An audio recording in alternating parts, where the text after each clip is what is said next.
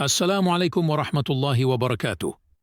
Allahumma salli ala Sayyidina Muhammad wa ala alihi wa sahbihi ajma'in. Dalam video kali ini, kita akan mengkaji mengenai kematian dan alam barzakh atau alam kubur. Salah satu hal yang wajib diimani keberadaannya adalah al-maut, kematian. Kematian pasti akan menimpa setiap yang bernyawa. Berdasarkan firman Allah Ta'ala, tiap-tiap yang berjiwa akan merasakan mati. Kami akan menguji kamu dengan keburukan dan kebaikan sebagai cobaan yang sebenar-benarnya. Dan hanya kepada kamilah kamu dikembalikan. Quran Surah Al-Anbiya. Allah Ta'ala juga berfirman, sesungguhnya kamu akan mati, dan sesungguhnya mereka akan mati pula. Quran Surah Az-Zumar. Selain keterangan dari Al-Quran, banyak pula keterangan hadis yang menegaskan adanya kematian. Kematian merupakan hal yang wenang menurut akal dan dijelaskan oleh syara. Karena itu keberadaannya wajib diimani. Mati adalah keterputusan hubungan yang terjalin di dunia antara ruh dan badan, keterpisahan dan keterhalangan antara ruh dan badan, pergantian dari satu keadaan ke keadaan yang lain, dan perpindahan dari alam ke alam lain. Di dalam khutbah Umar ibn Abdul Aziz disebutkan, sesungguhnya kalian diciptakan untuk selamanya. Tetapi kalian akan berpindah-pindah dari satu alam ke alam yang lain. Keterangan tersebut absah dari Utbah bin Ghazwan, seorang sahabat agung Rasulullah Shallallahu Alaihi Wasallam. Kita harus yakin bahwa malaikat yang mencabut ruh, yaitu Israel, pasti akan bisa mencabut semua ruh dengan izin Allah. Sungguh, Allah Ta'ala telah berfirman, katakanlah, malaikat maut yang diserahi untuk mencabut nyawa, mu akan mematikan kamu. Kemudian hanya kepada Tuhanmu lah kamu akan dikembalikan. Quran Surah As-Sajdah. Di dalam hadis tentang malaikat maut yang diriwayatkan oleh Ats-Tsabrani disebutkan, demi Allah, kalaupun ruh seekor nyamuk yang hendak aku cabut, niscaya aku tidak akan sanggup mencabutnya sebelum Allah mengizinkan. Ada ulama yang berpendapat, Allah Ta'ala sendiri yang mencabut ruh malaikat maut dan ruh para syuhada. Begitu juga ruh orang yang selalu membaca ayat kursi setiap usai salat dan orang yang ahli lapar berpuasa di dunia. Pendapat ini berdasarkan hadis. Apabila Anda berkata, di dalam Al-Quran ada keterangan yang menyandarkan langsung pencabutan ruh kepada Allah, sedangkan pada ayat lainnya pencabutan ruh itu disandarkan kepada malaikat. Sebagaimana tampak pada firman Allah Ta'ala, Allah memegang jiwa orang ketika matinya dan memegang jiwa orang yang belum mati di waktu tidurnya, maka dia tahan jiwa orang yang telah dia tetapkan kematiannya dan dia melepaskan jiwa yang lain sampai waktu yang ditentukan. Sesungguhnya pada yang demikian itu, terdapat tanda-tanda kekuasaan Allah bagi kaum yang berpikir. Quran Surah Az-Zumar. Pada ayat lain Allah Ta'ala berfirman, sehingga apabila datang kematian kepada salah seorang di antara kamu, ia diwafatkan oleh malaikat-malaikat kami, dan malaikat-malaikat kami itu tidak melalaikan kewajibannya. Quran Surah Al-An'am. Jawabannya adalah, proses mematikan disandarkan kepada Allah karena pada hakikatnya, dialah sang pelaku, yakni dialah yang menciptakan perbuatan mematikan itu. Sedangkan penyandarannya kepada malaikat maut, karena dialah yang dipercaya oleh Allah untuk melakukannya, karena para malaikat adalah pembantu-pembantunya. Apabila banyak orang mati secara bersamaan di tempat yang berbeda, bagaimana bisa malaikat maut mencabut semua ruh orang-orang yang mati itu sendirian? Tentu bisa. Karena baginya, dunia ini bagai piring di hadapan orang makan. Dia akan dengan mudah mengambil apapun darinya yang dia kehendaki. Anas ibn Malik berkata, suatu kali Jibril menemui malaikat maut di sungai Faris, Persia, lalu bertanya, wahai malaikat maut, bagaimana engkau sanggup mencabut banyak nyawa ketika terjadi wabah penyakit? Pada waktu yang bersamaan, di sini ada 10.000 manusia mati, di tempat lain juga demikian. Malaikat maut menjawab, bumi ini didekatkan kepadaku seakan-akan berada di kedua pahaku. Aku tinggal mengambilinya dengan tanganku. Makna Israel di dalam bahasa Arab adalah Abdul Jabbar. Malaikat Israel adalah malaikat yang besar yang tampilannya amat menakutkan dan mengerikan. Makhluk yang ada dunia ini berada di depan matanya. Mempunyai pembantu yang sangat banyak. Jika mendatangi orang yang beriman, dia berwujud baik dan menyenangkan, tidak menakutkan. Tetapi bagi orang yang tidak beriman, dia tampak dalam rupa yang amat mengerikan. Dan kematian akan terasa ringan bagi orang yang syaleh. Hal lain yang dapat meringankan kematian adalah bersiwak, sebagaimana dituturkan oleh ulama. Pendapat ini didasari dengan hadis Aisyah di dalam kitab Sahih Bukhari dan Muslim tentang kisah Nabi Muhammad SAW bersiwak sebelum wafat. Hal lain yang dapat meringankan kematian dan semua teror setelah kematian, sebagaimana dituturkan oleh Al-Muhaqqiq As-Sanusi dan lainnya, adalah salat 2 rakaat yang dilakukan tiap malam Jumat setelah maghrib, yang pada tiap rakaatnya membaca surah Az-Zalzalah 15 kali usai membaca Al-Fatihah. Kita harus yakin bahwa dalam ilmu Allah Ta'ala, ajal semua yang bernyawa itu satu, tidak berbilang. Orang yang terbunuh tidak akan mati selain karena ajalnya yang, di dalam pengetahuan Allah Ta'ala, telah purna di saat dia terbunuh itu, yang kalaupun bukan karena sebab terbunuh, dia tetap akan mati pada waktu itu. Allah Ta'ala berfirman, maka apabila telah tiba waktu yang ditentukan bagi mereka, tidaklah mereka dapat mengundurkannya barang sesaat pun dan tidak pula mendahulukannya. Quran Surah An-Nahl. Ketahuilah bahwa ruh merupakan hal yang hanya diketahui oleh Allah Ta'ala dan dia tidak menyilakan seorang pun makhluk untuk bisa melihatnya. Allah Ta'ala berfirman, dan mereka bertanya kepadamu tentang ruh. Katakanlah, ruh itu termasuk urusan Tuhanku, dan tidaklah kamu diberi pengetahuan melainkan sedikit. Quran Surah Al-Isra. Yakni, ruh merupakan urusan yang hanya diketahui oleh Allah Ta'ala, untuk menunjukkan betapa lemahnya manusia hingga tidak dapat melihat hakikat dirinya, padahal nyata adanya. Allah mengembalikan pengetahuan tentang ruh itu kepada dirinya, disertai penegasan akan ketidakmampuan siapapun untuk mengetahui sesuatu yang tidak. Dia beri pengetahuan tentangnya. Rasulullah SAW beranjak dari dunia ini setelah Allah Ta'ala memperlihatkan semua hal yang dia samarkan bagi kita, termasuk di antaranya urusan ruh. Hanya saja Allah menyuruh beliau untuk menyembunyikan sebagian dan memberitahukan sebagian lainnya. Yang terbaik bagi kita adalah menahan diri agar tidak terlalu dalam membahas hakikat ruh. Kita tidak boleh membahasnya lebih dari sekadar mengetahui bahwa ruh itu nyata adanya, karena Allah Ta'ala berfirman, dan janganlah kamu mengikuti apa yang kamu tidak mempunyai pengetahuan tentangnya.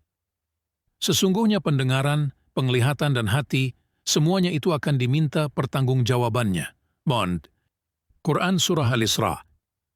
Ini adalah sikap yang dipilih oleh Ibnu Abbas dan kebanyakan ulama salaf. Mereka juga tidak berusaha memastikan tempat tertentu, satu bagian tertentu, di dalam badan sebagai tempat menetap ruh. Ada memang kelompok lain yang berbicara tentang ruh, bahkan berusaha meneliti hakikatnya. Tetapi An-Nawawi berkata, pendapat yang dianggap paling unggul mengenai masalah ruh adalah pendapat Imam Al-Haramain.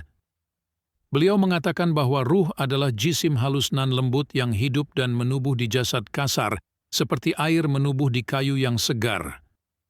Hal lain yang wajib diyakini oleh setiap mukallaf adalah kenyataan bahwa pada diri setiap hamba sejak masa taklif ada malaikat yang bertugas mencatat amal perbuatan dan perkataannya, meski sekadar rintihannya saat sakit. Allah memberi tanda-tanda bagi amal hatinya agar malaikat dapat membedakan antara amal hatinya yang baik dan yang buruk. Tanda-tanda itu berupa bau wangi bila amal hatinya baik dan bau busuk bila amal hatinya buruk. Sufyan Ats-Tsauri pernah ditanya, bagaimana malaikat bisa mengetahui bahwa si hamba bermaksud melakukan perbuatan yang baik atau buruk? Beliau jawab, apabila si hamba berniat melakukan amal yang baik, mereka mencium wangi misik. Namun apabila si hamba berniat melakukan keburukan, mereka mencium bau busuk. Kenyataan adanya malaikat pencatat amal pada diri setiap mukallaf berdasarkan firman Allah Ta'ala, padahal sesungguhnya bagi kamu ada malaikat-malaikat yang mengawasi pekerjaanmu yang mulia di sisi Aliyah dan yang mencatat pekerjaan-pekerjaan itu. Mereka mengetahui apa yang kamu kerjakan. Quran Surah Al-Infithar. Keterangan ini juga diperkuat dengan hadis dan ijma', kita wajib meyakininya. Barang siapa mendustakannya atau meragukannya, berarti dia kafir. Bagi setiap orang ada dua malaikat, yang satu pencatat amal baik dan yang satu lagi pencatat amal buruk. Malaikat yang pertama, pencatat amal baik, sebagai pemimpin bagi yang kedua, pencatat amal buruk. Malaikat pencatat amal buruk hanya akan menuliskan amal buruk si hamba. Bila amal buruk tersebut sudah berlalu beberapa saat, tanpa diikuti dengan pertobatan atau perbuatan-perbuatan lain yang bisa menjadi kifarat baginya. Apabila di sela-sela perbuatan buruk itu si hamba membaca istighfar, malaikat pencatat amal baik akan menuliskan satu kebaikan baginya. Tetapi apabila perbuatan buruk itu sama sekali tidak disertai istighfar atau hal-hal iyain yang bisa menjadi kifaratnya, maka malaikat pencatat amal baik akan berkata kepada malaikat pencatat amal buruk, catatlah amal buruknya. Semoga Allah mengistirahatkan kita darinya. Kedua malaikat itu tidak akan berpisah dari setiap hamba selama dia hidup, kecuali saat si hamba buang hajat dan menggauli istrinya. Karena itu si hamba dituntut meminta perlindungan kepada Allah ketika masuk kakus dan membaca basmalah ketika hendak bersetubuh. Apabila seorang hamba mati dan dia mati dalam keadaan mukmin, kedua malaikat penyertanya itu akan duduk di atas kuburnya dan memohonkan ampun kepada Allah hingga hari kiamat. Apabila hamba yang mati itu mati dalam keadaan kafir, maka kedua malaikat itu akan duduk di atas kuburnya sambil terus mengutuknya hingga hari kiamat. Jika Anda bertanya, bukankah kita tahu bahwa Allah tidak membutuhkan catatan amal? Saya jawab, ada dua faedah pencatatan itu. Pertama, bersifat duniawi, yakni mencegah maksiat di dunia. Apabila manusia tahu bahwa semua perbuatan dirinya akan dicatat oleh kedua malaikat itu, niscaya ia akan menjaga diri dari maksiat. Kedua, bersifat ukhrawi, yakni sebagai hujjah bagi mereka di hari kiamat kelak bila mereka mungkir dan berkata bahwa mereka tidak melakukan amal perbuatan itu. Selain meyakini adanya dua malaikat pencatat amal hamba, kita juga mesti meyakini adanya pertanyaan dari malaikat mungkar dan nakir yang akan diterima si mayit di dalam kubur. Yakni setelah usai penguburan dan para pengiring beranjak pergi, Allah akan mengembalikan ruh ke dalam mayat secara purna. Jalaluddin As-Suyuti berkata di dalam salah satu syairnya, menurut jumhur ulama, semua bagian dirinya hidup, bukan hanya sebagian berdasarkan hadits yang ma'tsur. Setelah mayit selesai dikubur, Allah Ta'ala akan mengembalikan panca inderanya, akalnya dan pengetahuannya, yang dengan semua itu dia bisa memahami pertanyaan dan memberi jawaban saat mungkar dan nakir menanyainya. Al-Imam Al-Bukhari dan Muslim meriwayatkan hadis dari sahabat Anas dengan status marfu'. Sungguh, apabila seorang hamba telah diletakkan di dalam kubur dan orang-orang yang mengiringnya telah pulang, dua malaikat akan segera mendatanginya, lalu mendudukkannya dan berkata, apa yang telah engkau katakan tentang Nabi Muhammad sallallahu alaihi wasallam? Hamba yang mukmin akan menjawab, aku bersaksi bahwa dia adalah hamba dan rasul Allah. Lalu dikatakan kepadanya, lihatlah tempat dudukmu di neraka. Allah telah menggantikannya untukmu dengan tempat duduk di surga. Kemudian si hamba yang mukmin itu melihat kedua-duanya. Sedangkan hamba yang kafir atau munafik akan menjawab, aku tidak tahu. Aku telah berkata sebagaimana orang-orang mengatakannya. Lalu dikatakan kepadanya, engkau tidak tahu dan tidak mengerti. Kemudian dia dipukul dengan palu besi hingga menjerit-jerit karenanya, dan jeritannya itu bisa didengar oleh makhluk di sekelilingnya selain jin dan manusia. Abu Daud meriwayatkan hadis serupa dengan redaksi yang berbeda. Abu Daud meriwayatkan, lalu kedua malaikat itu bertanya kepadanya, siapa Tuhanmu, apa agamamu, dan siapa laki-laki yang telah diutus kepada kamu itu? Hamba yang mukmin akan menjawab, Tuhanku Allah, agamaku Islam, dan laki-laki yang telah diutus itu adalah Rasulullah Sallallahu Alaihi Wasallam. Sedangkan hamba yang kafir akan menjawab 3 pertanyaan tadi dengan jawaban tidak tahu. Ketika menanyai mayit di dalam kubur, Munkar dan Nakir menyebut Rasulullah Sallallahu Alaihi Wasallam dengan sebutan Hadzar Rajul, laki-laki ini, seperti tanpa penghormatan kepada beliau, karena dimaksudkan untuk menguji, guna membedakan antara orang yang benar imannya dan yang tidak benar. Hamba yang benar imannya akan bisa menjawab. Sedangkan yang tidak benar imannya akan berpikir, seandainya lelaki ini mempunyai derajat tinggi di sisi Allah Ta'ala sesuai pengakuannya di dalam kerasulannya, tentu malaikat ini tidak akan menyebutnya dengan sebutan seperti ini, tidak hormat. Dan saat itu dia akan berkata, aku tidak tahu. Na'udzubillah. Kemudian dia akan disiksa dan mendapat kesengsaraan abadi. Munkar dan Nakir menanyai mayit dengan bahasa si mayit. Keduanya pasti akan menanyai si mayit, walaupun anggota tubuhnya telah remuk, atau dimakan binatang buas, atau diterbangkan angin. Sungguh, kuasa Allah Ta'ala bisa mengembalikan ruh ke tubuh si mayit meski anggota tubuhnya terpisah-pisah. Tidak sulit bagi Allah untuk melakukannya. Keadaan mayit di dalam kubur saat ditanyai malaikat itu beragam. Ada yang ditanyai oleh kedua malaikat secara bersamaan dan sangat menekan. Ada pula yang hanya ditanyai oleh salah satunya saja, sebagai keringanan. Apabila ada banyak orang meninggal di daerah berbeda dalam waktu yang bersamaan, Allah Ta'ala bisa saja memperbesar jasad kedua malaikat itu agar keduanya bisa menanyai semua mayit di kubur mereka masing-masing secara serempak dalam satu kali bertanya. Sementara Al-Hafiz As-Suyuti berkata, boleh jadi malaikat yang bertugas menginterogasi mayit itu banyak. Yang sebagian dinamakan Munkar, yang sebagian lain dinamakan Nakir. Lalu untuk masing-masing mayit dikirimkan 2 malaikat dari mereka. Proses interogasi di alam kubur ini tidak berlaku umum bagi semua mayit. Karena ada pengecualian bagi sejumlah orang yang disebutkan di dalam Atsar, bahwa bagi mereka tidak ada pertanyaan Munkar dan Nakir.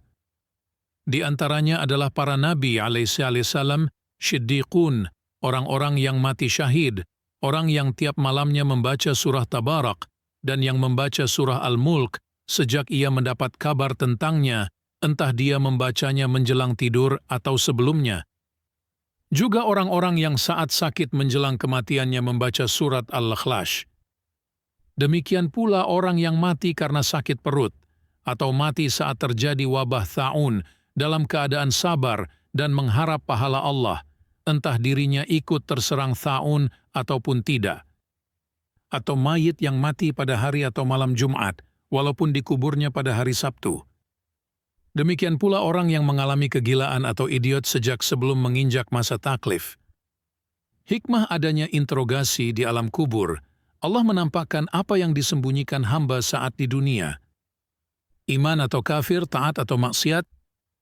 Allah ridha terhadap kaum mukmin dan mencemarkan yang tidak beriman, na'udzubillah. Hal lain yang wajib diyakini keberadaannya adalah siksa kubur dan nikmat kubur. Siksa kubur nyata adanya berdasarkan hadis Rasulullah Sallallahu Alaihi Wasallam. Siksa kubur itu hak, nyata adanya. Hadis riwayat Al-Bukhari dan Muslim. Allah Ta'ala berfirman, kepada mereka dinampakkan neraka pada pagi dan petang. Quran Surah Al-Mu'min. Yakni di dalam kubur dengan dalil firman Allah Ta'ala, dan pada hari terjadinya kiamat dikatakan kepada malaikat, masukkanlah Fir'aun dan kaumnya ke dalam azab yang sangat keras. Quran Surah Al-Mu'min. Dan firman Allah Ta'ala, alangkah dahsyatnya sekiranya kamu melihat di waktu orang-orang yang zalim berada dalam tekanan-tekanan sakratul maut, sedang para malaikat memukul dengan tangannya sambil berkata, keluarkanlah nyawamu. Di hari ini kamu dibalas dengan siksaan yang sangat menghinakan, karena kamu selalu mengatakan terhadap Allah perkataan yang tidak benar, dan karena kamu selalu menyombongkan diri terhadap ayat-ayatnya. Quran Surah Al-An'am. Yang dimaksud dengan wal malaikatu basithu aidihim adalah malaikat memukulkan tangannya ke wajah dan punggung mereka seraya berkata kepada mereka, "Di hari ini kamu dibalas dengan siksaan yang sangat menghinakan, karena kamu selalu mengatakan kepada Allah perkataan yang tidak benar dan karena kamu selalu menyombongkan diri terhadap ayat-ayatnya." Di dalam syahihnya, Al-Imam Al-Bukhari menggunakan ayat ini sebagai dalil untuk menegaskan adanya siksa kubur. Siksa yang akan dialami sejak kematian sampai selamanya. Al-Imam Al-Bukhari dan Muslim meriwayatkan bahwa Rasulullah Shallallahu Alaihi Wasallam pernah berkata saat melintasi dua kuburan, "Sungguh, kedua orang yang berada dalam kubur itu sedang disiksa, bukan karena melakukan dosa besar. Salah satu dari mereka disiksa karena tidak bersuci dari kencing. Yang satu lagi disiksa karena suka mengadu domba."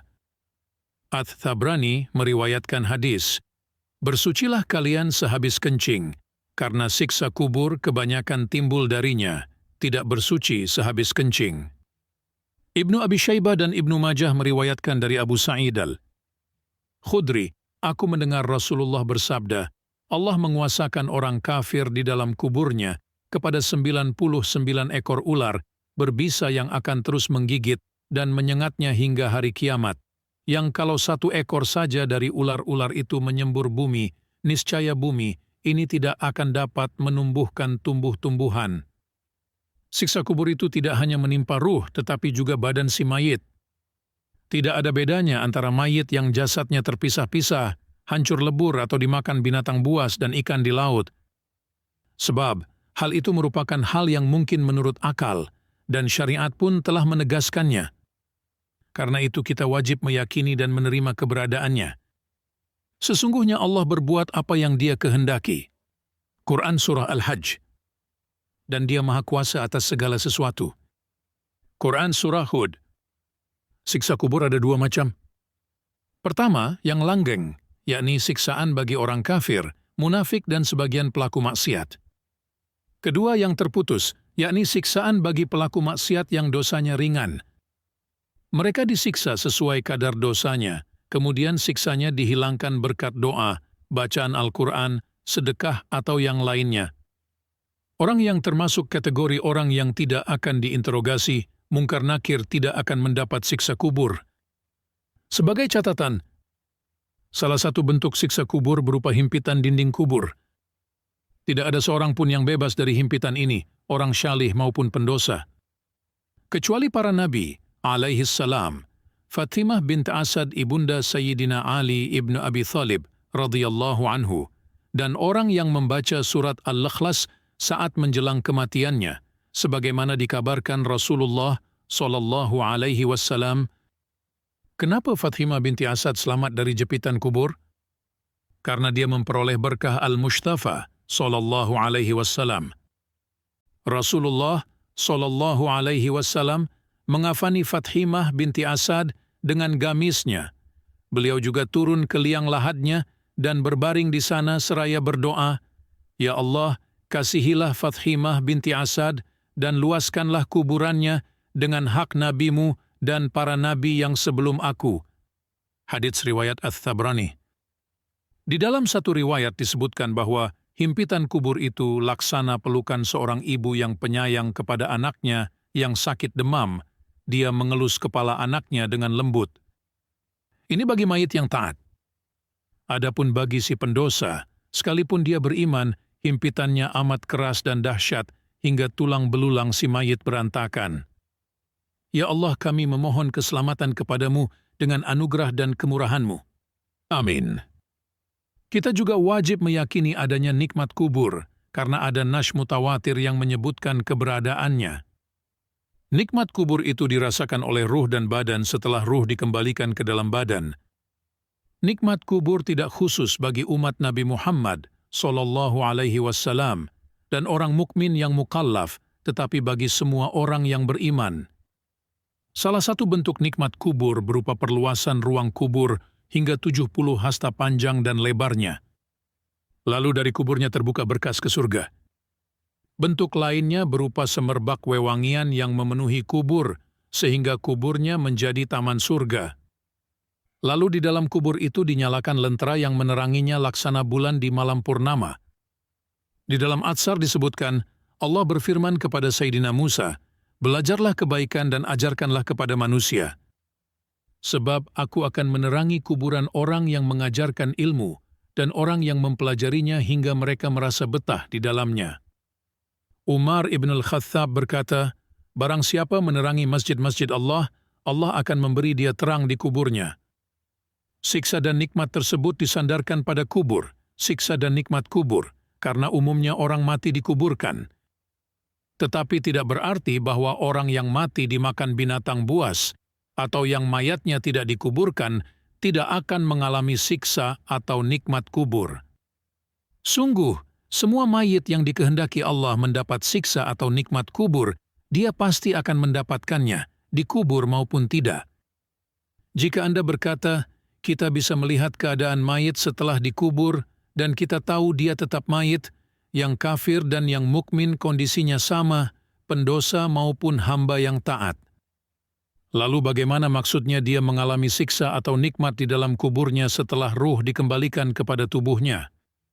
Kami jawab, pertanyaan ini muncul hanya dari orang yang hatinya tidak kokoh, mengimani semua yang telah dikhabarkan oleh sang Nabi, yang sungguh jujur nan terpercaya, yang tidak percaya bahwa Rasul diberi keistimewaan berupa kemampuan melihat malaikat.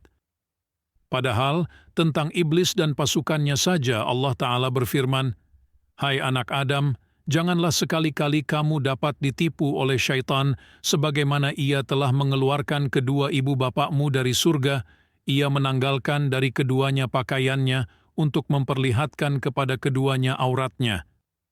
Sesungguhnya ia dan pengikut-pengikutnya melihat kamu dari suatu tempat yang kamu tidak bisa melihat mereka. Sesungguhnya kami telah menjadikan syaitan-syaitan iwu pemimpin-pemimpin bagi orang-orang yang tidak beriman." Quran Surah Al-A'raf. Tidak ada keraguan akan kebenaran hal itu. Perhatikanlah bagaimana orang yang tidur merasakan kesenangan, kesusahan, atau rasa sakit pada dirinya yang dia alami dalam mimpi. Seperti saat dia mimpi melihat ular yang menggigitnya dan ia merasakan sakit gigitannya hingga menjerit-jerit.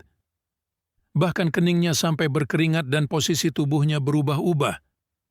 Semua itu dia rasakan dalam mimpinya seperti orang yang sedang terjaga.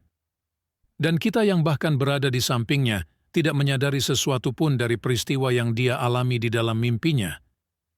Kubur merupakan persinggahan pertama di akhirat, dan setiap yang berhubungan dengan akhirat merupakan alam malakut. Mata yang biasa kita gunakan untuk melihat tidak akan mampu melihat hal-hal yang bersifat malakut. Tidakkah Anda perhatikan bagaimana para sahabat mempercayai turunnya malaikat Jibril kepada Nabi Muhammad SAW, padahal mereka tidak melihatnya? Mereka juga percaya bahwa Rasulullah SAW melihat Jibril. Bila Anda tidak percaya akan hal ini, perbaharuilah iman Anda kepada Rasulullah SAW dan wahyu Allah.